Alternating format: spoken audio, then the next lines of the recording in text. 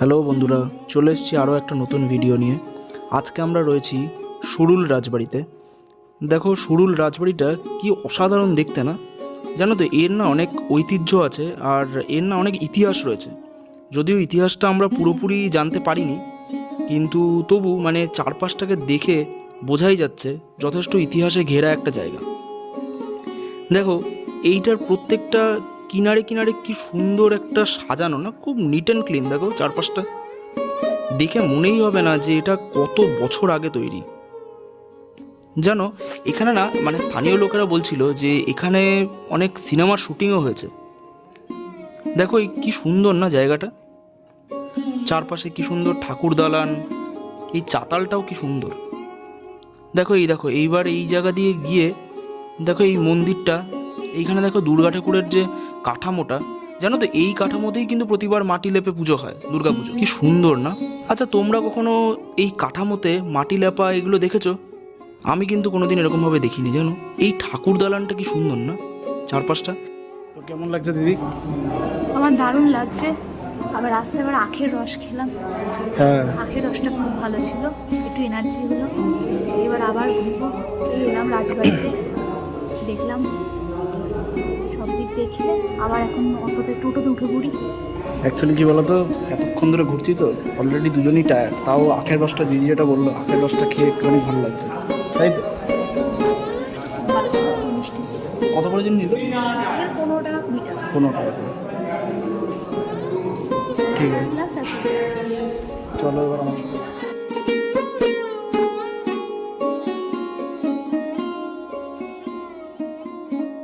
আচ্ছা, এটা টিকিট কত নিল বাবা? আর এখানে টিকিট বা পার হেড 10 টাকা করে। আমরা 5 জন এসেছি, 50 টাকা। সুরুল রাজবাড়ি থেকে এবার আমরা টোটো ধরে এলাম আমার কুটিরে। দেখো জায়গাটা দেখো বন্ধুরা, কি সুন্দর, চারিদিকে ফুলের গাছে ভর্তি, কত ফুল গাছ এখানে। এখানে দেখো এই যে এই ঘরটা, এখানে সব হাতে করা জিনিস নিয়ে সবাই পসরা সাজিয়ে বসেছে, কিন্তু দামটা একটু বেশি। আমরা যদিও এখান থেকে কিছু কেনাকাটা করিনি। এবার এখান থেকে আমরা যাচ্ছি কোপাই নদীর তীরে। দেখো ওই দেখো বাবা যাচ্ছে, দেখো বন্ধুরা, চললো কোপাই নদীর তীরে, চলো আমরা যাই সবাই। জায়গাটা দেখো খালি, চারিদিকে পরিবেশ এত মনোরম আর এত শান্ত না, ওখান থেকে আসতে ইচ্ছা করছিল না। এ দেখো এ আবার দাঁড়িয়ে ওখানে কি ভাবছে কোপাই নদীর তীরে। তোমরা দেখো খালি বন্ধুরা, চারিদিকে গাছ আর এখান দিয়ে একটা সরু ফালির মতো নদী বয়ে গেছে। এখানে অনেক সিনেমার শুটিংও হয়েছে। আর এই সাইড করে চলো ওইদিকে দেখাবো তোমাদেরকে, ওখানে একটা শ্মশান রয়েছে, মানে ওখানে আগে তোমার মরা পোড়ানো হতো, এখন আর ওখানে হয় না। ও জানো তো বন্ধুরা, আমার কুটিরের ভেতরে না খাওয়া দাওয়ারও ব্যবস্থা আছে, যারা খেয়ে আসুনি তারা দুপুরে লাঞ্চ করতে পারো। এই দেখো বন্ধুরা, এইটা হলো Shantiniketan Ambedkar Buddhist welfare mission. এইখানে এই যে বুদ্ধ মূর্তিটা দেখতে পাচ্ছ, এর হাইট জানো তো 34 ফুট, ভাবা যায়? এবার আমরা এসে পৌঁছালাম প্রকৃতি ভবনে। এটা হলো একটা মিউজিয়াম, যেটা হচ্ছে আর্ট রিলেটেড। এখানে সমস্ত প্রাকৃতিক জিনিসপত্র দিয়ে সব স্কাল্পচার এখানে বানানো রয়েছে। এইবার আসি বন্ধুরা এই বাড়িটাতে। বাড়িটার নামটা দেখো তো, কিছু মনে পড়ছে? তাড়াতাড়ি কমেন্ট করো। এই দেখ দিদি, এই রাস্তাটা মনে পড়ছে? কি সুন্দর না রাস্তাটাকে লাগছে, কিন্তু তখন যা খিদে পেয়েছিল, সত্যি বলতে এই রাস্তাটাকে তখন আর কিন্তু সুন্দর লাগছিল না, কি বল? সত্যি তাই, এই রাস্তাটা মানে তখন যা আমাদের খিদে পেয়েছে, তখন এই রাস্তার আমাদের ভুলে গেছি আমরা। তখন আমরা চললাম বনবীথির হেসেল ঘরে। দেখো বন্ধুরা, রাস্তাটার মানে সৌন্দর্যতেই একদম চোখ ধাঁধিয়ে যাচ্ছে। যা, আগে বলে দিলি তো তুই কোথায় যাচ্ছি। আমাদের টোটো দাদা বলেছিল যে এখানে নেমে একটুখানি ছবি তুলতে, আর ছবি তখন মানে পেটে ছুঁচোয় ডন মারছে এরকম অবস্থা। তবে যাই বল, দেখ লাল মাটির রাস্তা কি অসাধারণ দেখতে না? হ্যাঁ সত্যি, আর চারিদিকে এই বড় বড় সব গাছের সমারোহে একদম চোখ জুড়িয়ে যায়। ও ভালো কথা, জানো তো বন্ধুরা, এই যে জঙ্গলটা দেখতে পাচ্ছ না, ওখানকার স্থানীয় বাসিন্দারা মতে যে এই জঙ্গলের ঠিক পেছন দিকটাতে, মানে জঙ্গলের ভেতরে নাকি ওখানকার আদিবাসীরা থাকে। এবার জানো তো মানে আমরা তাই ভাবছিলাম যে আদিবাসীরা এই জঙ্গলের ভেতরে থাকে, তাহলে ভেবে দেখো যখন ঝড় বৃষ্টি হয়, এত যে ন্যাচারাল ক্যালামিটিসগুলো হয়, তখন তাহলে তাদের কি অবস্থাটা হয়। আমরা পাকা বাড়িতে থেকেই আমাদের এই অবস্থা।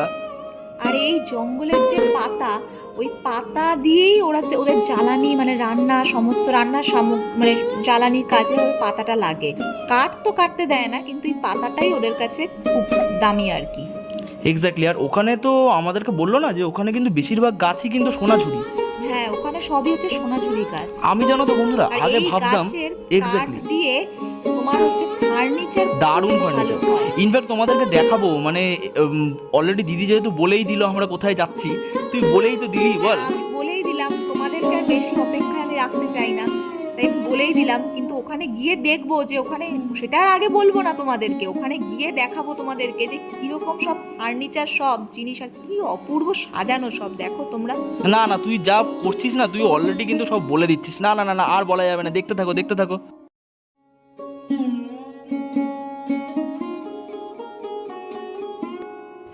এবার চলে এলাম আমরা দেখো বনবিথির হেসেল ঘরে।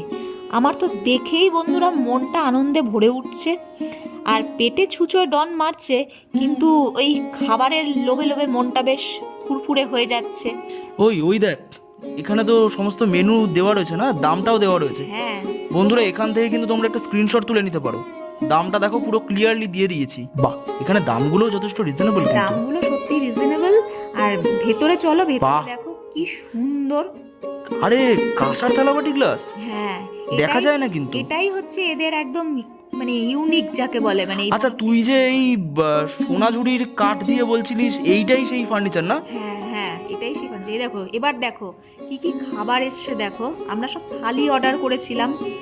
ছিল ভাত, ডাল, বেগুনি, আবার একটা পকোড়া, আলু পোস্ত, ঘি তো আনলিমিটেড, আর হচ্ছে একটা ছেঁচড়া দিয়েছিল, চাটনি, পায়েস, আর এগুলো সব আনলিমিটেড।